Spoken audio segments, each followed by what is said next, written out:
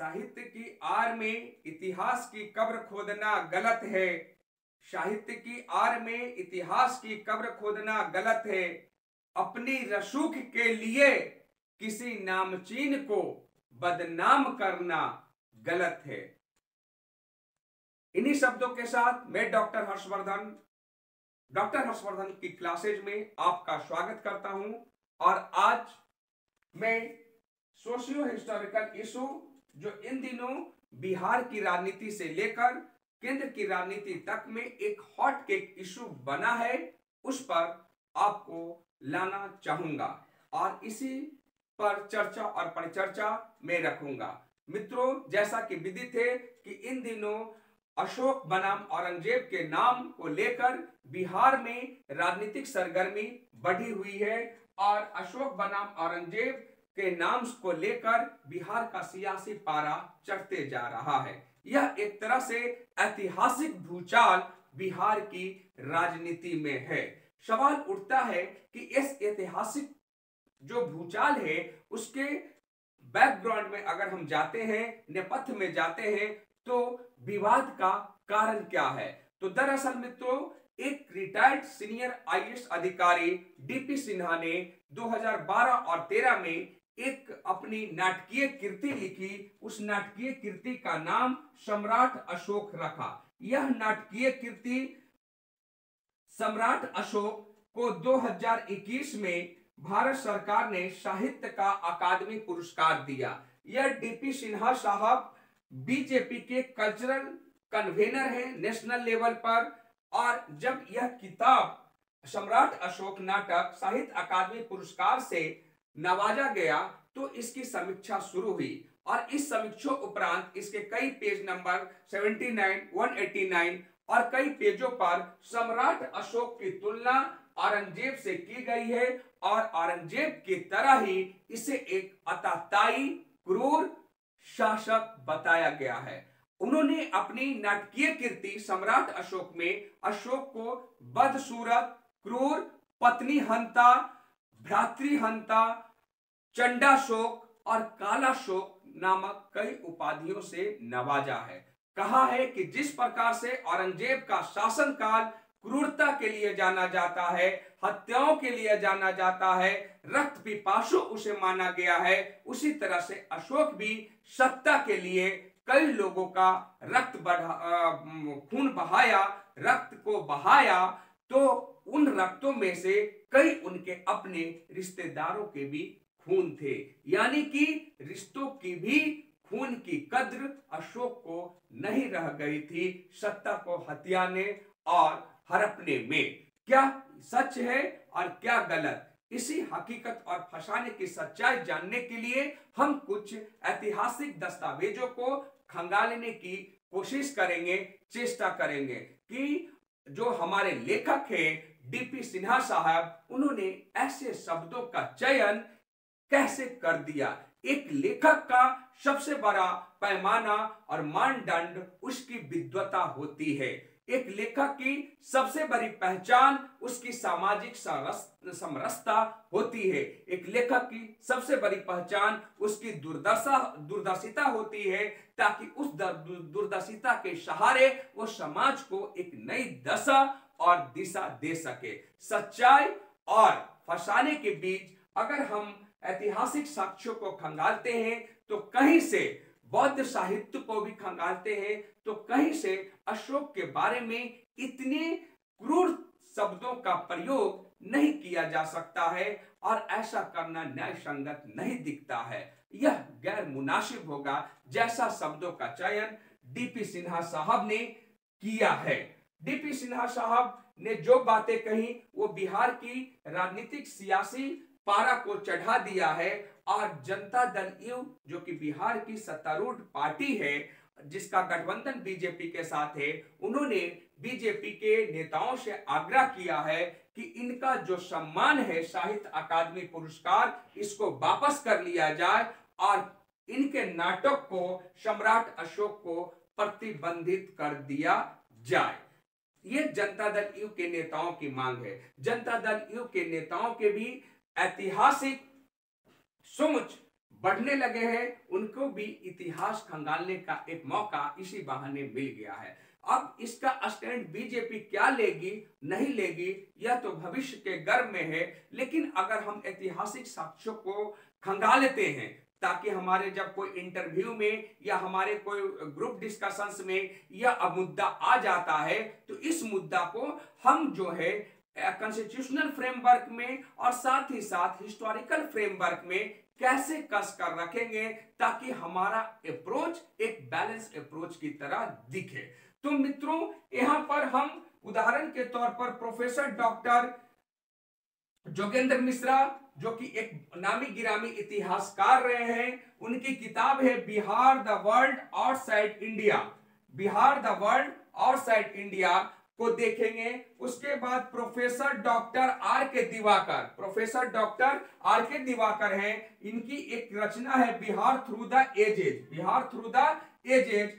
और professor doctor D C Sarkar जिनकी रचना महत्वपूर्ण रचना है aspects cultural history of ancient Bihar. इन तीनों रचनाओं को खंगालते हैं तो यह तथ्य सामने आता है कि अशोक के समय में भारत की राजधानी जो कि पाटलिपुत्रा थी, जिस पटना से हम अभी बोल रहे हैं वो पटना थी, और हमारे ही बगल में कुम्हरार है, कुम्हरार में उसका वो राजघराना था, कुम्हरार से ही शासन संचालित होती थी।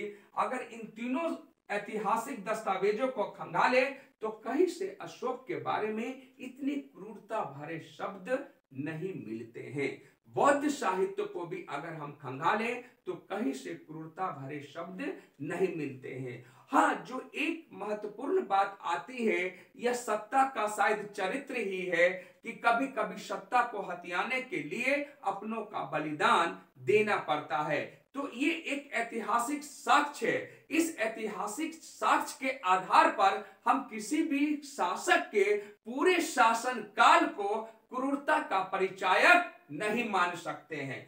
तो Bihar the world outside India में लिखा कि अशोक के शासन काल में बर्मा का जो अराकान शहर है म्यांमार का, जो आज का म्यांमार है, उस शहर का नाम भी वैशाली था, उस शहर का नाम भी वैशाली था, जिसकी स्थापना अशोक के पुत्र कुष्टान ने किया था। दूसरी जो महत्वपूर्ण रचना है बिहार थ्रू द एजेज, इसमें कहा गया, जिसको कि प्रोफेसर आर आर दिवाकर ने लिखा, कि श्रीलंका में भी नालंदा जैसा एक जगह का साक्ष्य मिलता है जो कि अशोक के बौद्ध धर्म के प्रचार प्रसार का ही परिणाम है। इसी तरह से aspects of cultural history of ancient Bihar को अगर देखें तो कहा गया कि पाटलिपुत्रा पूरे भारत का पटना राजधानी था, पाटलिपुत्रा उसकी महानता से प्रभावित होकर तमिलनाडु में पाटलिपुत्तिरम जगह का नाम यहां से गए ब्राह्मणों ने दिया, और वहां के ब्राह्मणों ने, विद्वजनों ने, सीनेट ने उसे स्वीकार किया। अगर अशोक के शासन काल को देखा जाए तो उसके अगर क्षेत्र विस्तार को देखा जाए अशोक के शासन काल को, तो अशोक का शासन काल नॉर्थ इंडिया में हिंदू कुश तक था, वेस्ट में अगर चले पश्चिम में तो यह अफगानिस्तान और ईरान तक था, पूरब में अगर चले तो यह बांग्लादेश, जो आज का बांग्लादेश है, म्यांमार तक था, और दक्षिण में अगर चले तो गोदावरी तक था, और श्रीलंका तक बौद्ध धर्म का इन्होंने प्रचार और प्रसार किया। इनकी पत्नी का नाम कारुवाकी था, और इनके पुत्र महेंद्र थे, त्रिशला थे, संघमित्रा थी, है ना, और पद्मावती थी।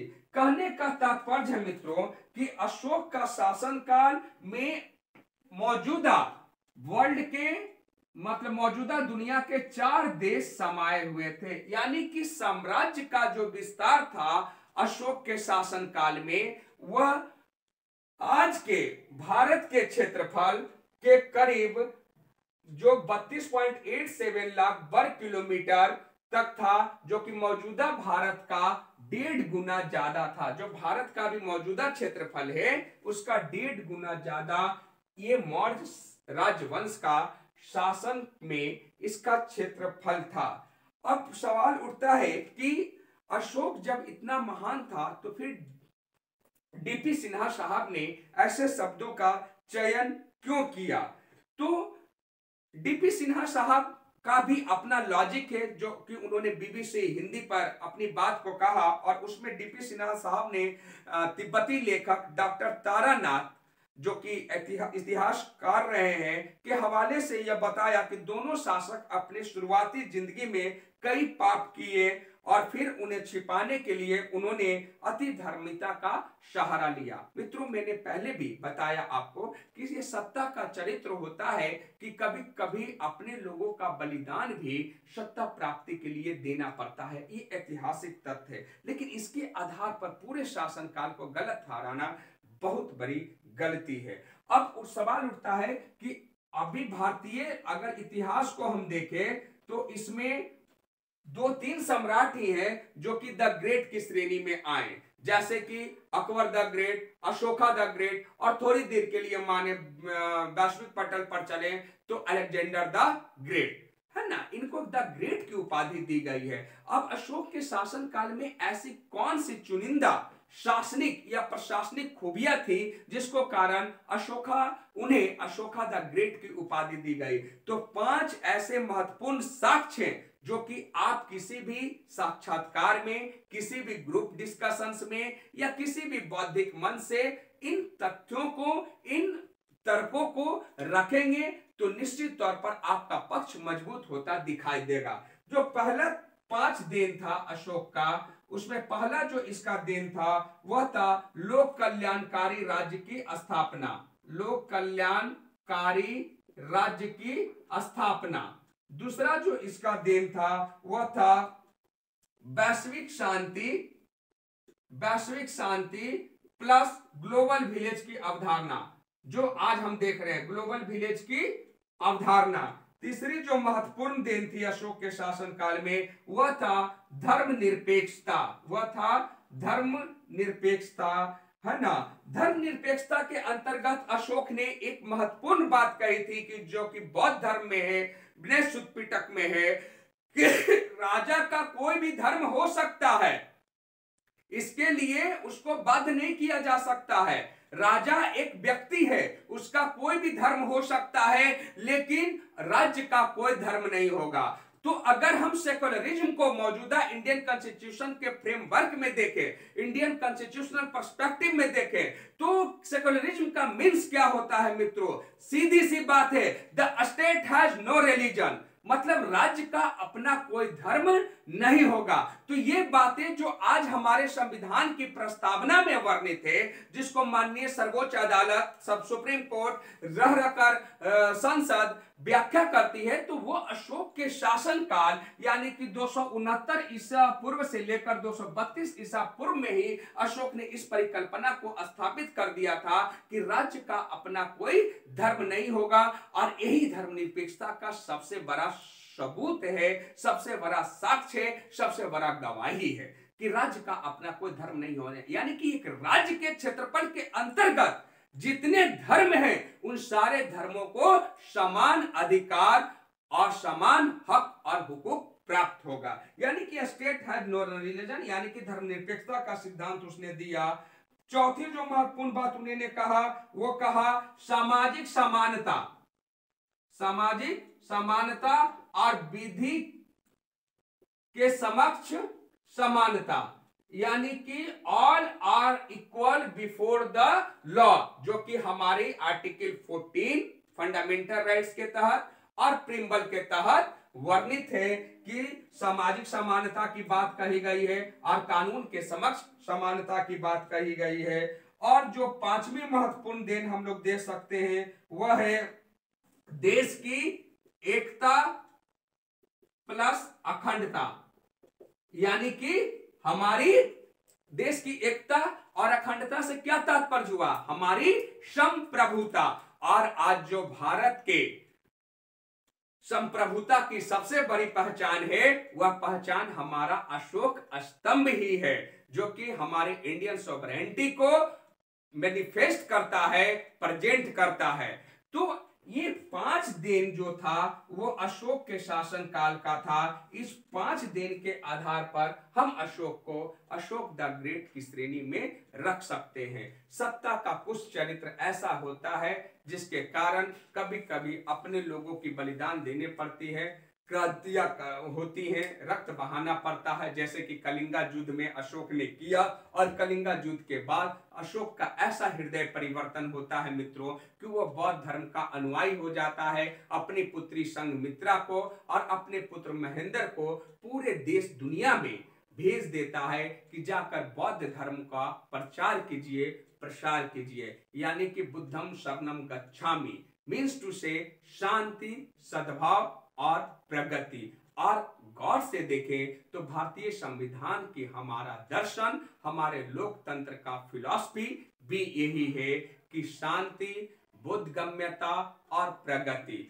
तो मित्रों, इन्हीं शब्दों के साथ आज हम आपसे लेंगे विदा और फिर कोई चुनिंदा मुद्दों के साथ आपके साथ होंगे मुखातिब। तब तक के लिए शुक्रिया और धन्यवाद। और बिहार की राजनीति को भी सलाम कि जब अपनी आन बान और शान पर बात उठी है तो हम इतिहास को भी खंगालेंगे और हम इतिहास को बदलने की हैसियत भी रखते हैं। और हम इतिहास को कहीं ना कहीं से जो गलत दस्तावेजों के साथ प्रस्तुत किया गया है उसको हटाने का भी हम बिहारी मादा रखते हैं, जुनून रखते हैं। तो इन्हीं शब्दों के साथ यह राजनीति रंग ना ले, ऐतिहासिक साक्ष्य का विषय है, उसमें रेक्टिफिकेशन हो और रेक्टिफिकेशन होकर जो सही बात है वो सबके सामने आए। इन्हीं शुभकामनाओं के साथ डॉक्टर हर्षवर्धन का शुक्रिया, धन्यवाद।